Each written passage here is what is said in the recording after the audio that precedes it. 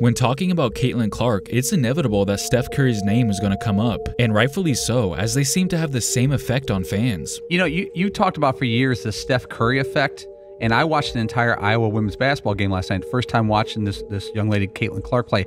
That's the Steph Curry effect. She's taking off-balance shots from 24 feet. She's taking shots when she's open at 26 feet, not waiting till, 20 feet. And when you're watching, like, oh, this is the Steph Curry effect. Back when Steph Curry started to really grab the attention of the basketball world, I constantly found myself checking the NBA schedule to see when the next time he was going to play. And now I'm realizing that I'm behaving the same way when it comes to Caitlin Clark, always curious to know when she's playing. I even went out of my way to watch the WNBA All-Star game, something I've literally never done before. That's how you know when somebody is must-watch TV, and it looks like Steph Curry agrees. It's must-see TV, and I love what it is done for women's basketball in terms of when she shows up, the seats are filled and there's a different energy. Just to give you an idea on just how much people tune in to watch her play, listen to this. So between draft day viewership, which is up 400% to 40%, between ticket sales, which is up 93% to 16%, between regular game viewership, which is up 180% to 20%, what Caitlin Clark has done is grown the WNBA exponentially. She did in 5 weeks what would have taken 5 years.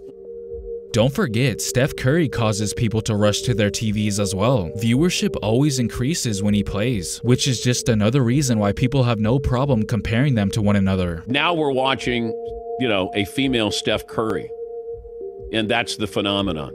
Does she remind you of you at all? I mean, she's kind of got that, she's got a...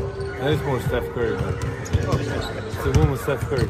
Okay. Caitlin Clark is simply the greatest long-distance shooter in the history of women's college basketball. I mean, she is the female Steph Curry because we've just never seen anything like this. She is shooting step-back, jump shot, three-pointers from the logo. Do I need to call you the female version of Steph Curry, or do I need to call Steph Curry the male version of Caitlin Clark? I mean, which one is it? Which one is it? I think I'll just be the female version of Steph Curry. Now, they're not just saying she's the female Steph Curry for no reason. Her game is very reminiscent of Curry's. They both have incredible range. As soon as either one of them crosses half court, they instantly become a threat. The cool part is the way that she plays and her range and the level of difficulty on her shots is obviously a very close comparison to the way that I play. I was going to say Caitlin Clark's been compared to you. Yeah. Both players have changed the idea of what is a good shot and what is a bad shot. We think they're bad shots, but they're not bad shots for her. Steph Curry, we think they're bad shots, or at least we did. We don't anymore. So it's a phenomenon that you have.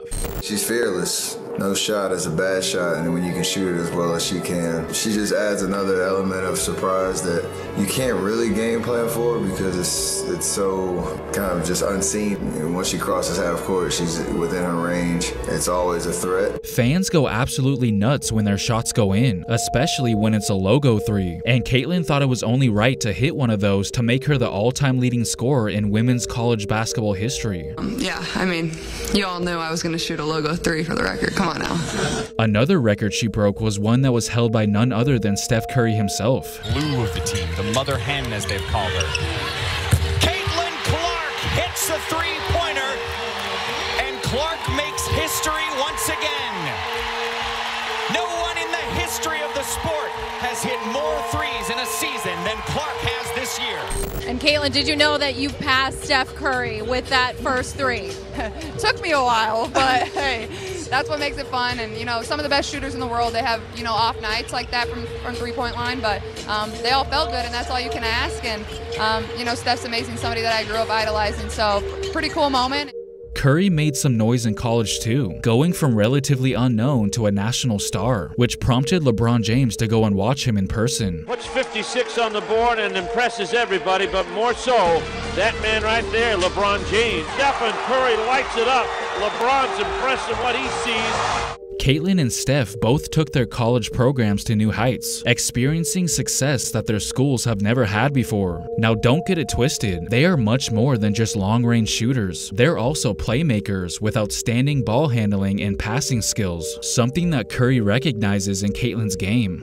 Like, her shooting ability is, it's her superpower, but the rest of her game is as polished as that. it almost robs her of like the rest of her game because she's such a good floor, she has her overall, floor game. She's racking up, close to triple doubles every night. And now, if we're gonna point out parallels between them, we gotta point out all of them. And a pretty big one is the fact that some players have resentment towards them. I think, he came in, he's the golden boy. He came in and destroyed record books, won championships, beat LeBron. He's done a lot of things that probably angered other players and other fans. That's why I don't think he gets the respect he deserves as going to be obviously the greatest shooter, but one of the greatest players ever to play the game.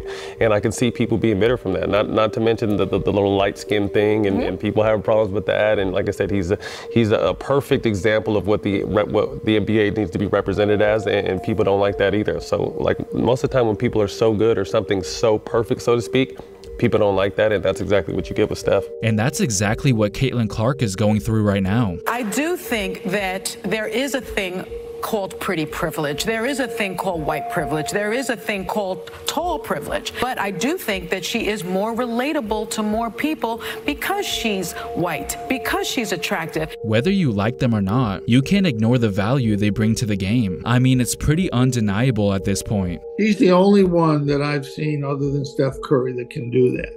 She's incredible. She's the best player to watch. I've said this all year. She's the best player to watch playing basketball other than Steph Curry. Now, we can't just sit here and act like there's no players on their level. A couple names that come to mind are Dame and Sabrina, considering Sabrina was the one who went head-to-head with the man himself in a three-point contest and actually almost beat him. And when it comes to Damian Lillard, he also has been synonymous with long-range shooting and hitting deep logo threes. But as exciting as they are, they never quite captured the imagination of the average sports viewer like Steph and Caitlin has. They certainly have their rabid fans that support them no matter what, but it takes a special kind of player to make the road crowd go crazy just as much as their home crowd would.